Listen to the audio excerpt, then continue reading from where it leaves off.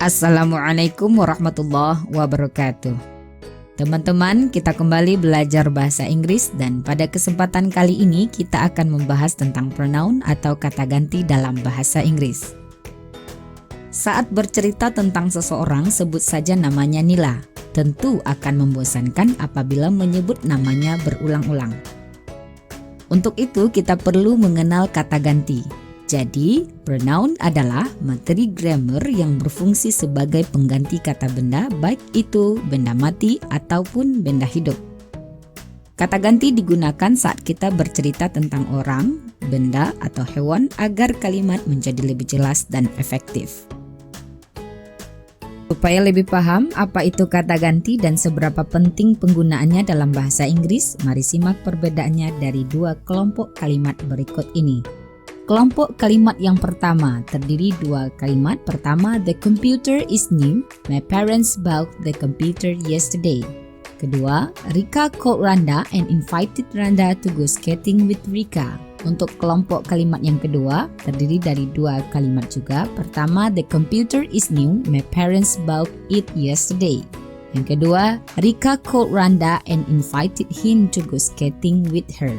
Dari dua kelompok kalimat ini, manakah yang memiliki kalimat yang lebih jelas, efektif, dan tidak mengulang-ulang nama ataupun benda? Tentu setuju kan kalau jawabannya adalah pada kelompok kalimat yang kedua. Kenapa? Karena pada kelompok kalimat yang kedua ini, seperti computer diganti dengan it, Rika dan Randa diganti dengan him dan her. Jadi tidak terjadi pengulangan. Nah, oleh sebab itu, pronoun berfungsi di sini untuk menjadikan kalimat lebih efektif, lebih enak didengar dan jelas. Setelah tahu pentingnya belajar dan mengetahui contoh pronoun, kita perlu mengenal jenis-jenisnya. Ada 10 jenis kata ganti dalam bahasa Inggris. Namun pada video ini akan dibahas 3 poin saja. Yang pertama, personal pronouns. Yang kedua, possessive adjective. Dan yang ketiga, possessive pronouns. Kita awali dengan personal pronoun. Kata ganti personal pronoun dalam bahasa Inggris terbagi menjadi dua kategori berdasarkan perannya dalam kalimat. Pertama berperan sebagai subject pronoun, yang kedua berperan sebagai object pronoun. Pertama kita lihat subject pronoun. Subject pronoun adalah kata ganti untuk benda yang berperan sebagai subjek dalam sebuah kalimat. Subjek itu terdiri dari I, you, they, we, she, he, it, atau lebih dikenal dengan pelakunya. Contohnya di sini, I'm a student. Saya seorang mahasiswa. Maka I adalah subjek atau pelakunya. Yang kedua, he drives to work. He berperan sebagai subjek di sini.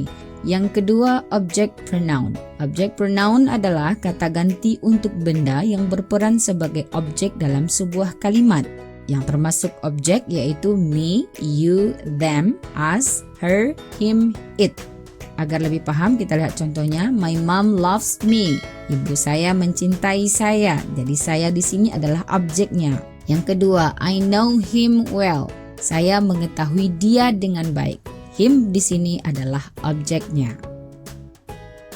Selanjutnya kita lihat possessive adjective dan possessive pronoun. Ini adalah jenis kata ganti yang menunjukkan kepemilikan. Maksudnya keduanya sama-sama menyatakan kepemilikan. Terus apa bedanya? Possessive adjective seperti pada contoh ini my, your, their, our, her, his, it. Sedangkan possessive pronouns mine, yours, theirs, ours, hers.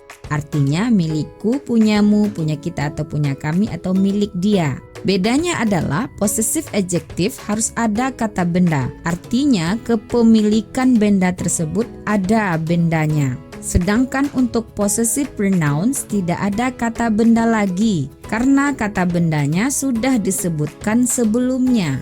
Jadi pembicara mengerti orang atau benda yang dimaksud tanpa menyebutkannya berulang-ulang kali. Perhatikan contoh berikut ini. Untuk contoh yang pertama yaitu possessive adjective, milik tambah benda, artinya milik ada bendanya. Contohnya this is my book. My di sini adalah possessive adjective, kemudian ada bendanya yaitu buku. Ini adalah buku saya. Yang kedua, today is our birthday. Setelah our ada kata benda juga yang mengikuti yaitu birthday. Hari ini adalah hari ulang tahun kami. Kemudian untuk possessive pronoun contohnya this bag is mine. Lihat, bedanya kepemilikannya sudah disebutkan sebelumnya. Tas ini milik saya, maka setelah kata mine tidak ada benda setelahnya. Kemudian this pen is ours, maka setelah ours tidak ada lagi kata benda yang mengikutinya. Artinya milik tanpa benda.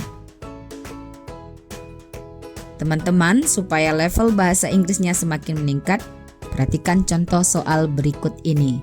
Anita and I missed the morning flight and this made blah blah blah late for our friend's wedding. A. Her. B. Them. C. We. D. Us. Kita lihat. Anita dan I adalah sama dengan we, berarti dia sebagai subjek. Karena yang dinyatakan sebagai objek, maka we menjadi us. Berarti jawabannya adalah us ya. Nah, jika diterjemahkan seperti ini. Anita dan saya ketinggalan penerbangan pagi dan ini membuat kami terlambat untuk hadir di pesta perkawinan teman kami. Maka jawabannya adalah D ya. Anita and I missed the morning flight and this made us late for our friend's wedding. Untuk soal selanjutnya, fill in the blanks below to complete the sentence. Isilah titik-titik di bawah ini kemudian lengkapi kalimatnya. Jawabannya sudah ada di dalam kurung ya, kita tinggal memilih. Oke, untuk pertanyaan nomor 1, the coffee is bla bla bla. Teman-teman sudah pasti tahu ya, ini jawabannya adalah mine. Kenapa mine? Karena tidak ada kata benda lagi setelahnya. Karena kata bendanya sudah disebutkan sebelumnya yaitu coffee. Maka jawabannya adalah the coffee is mine. Oke, yang kedua, he lives in bla bla bla house. Nah, ini juga pasti sudah tahu. Ya, jawabannya adalah her. Kenapa? Karena ini adalah possessive adjective. Ada benda setelahnya yaitu house. Yang ketiga, the new car is bla bla bla. Apakah theirs atau their? Yes, that's right. Ini adalah possessive pronoun yaitu theirs jawabannya. Oke, the new car is theirs. Mobil baru ini adalah milik mereka. Sudah paham ya sahabat semuanya? Untuk possessive adjective harus ada kata benda, artinya kepemilikannya ada benda setelahnya. Sedangkan untuk possessive pronoun tidak ada lagi kata benda yang disebutkan. Karena apa? Karena kata bendanya sudah disebutkan sebelumnya. Oke, demikianlah pembahasan kita tentang pronouns atau kata ganti dalam bahasa Inggris. Mudah-mudahan bermanfaat. Assalamualaikum warahmatullahi wabarakatuh.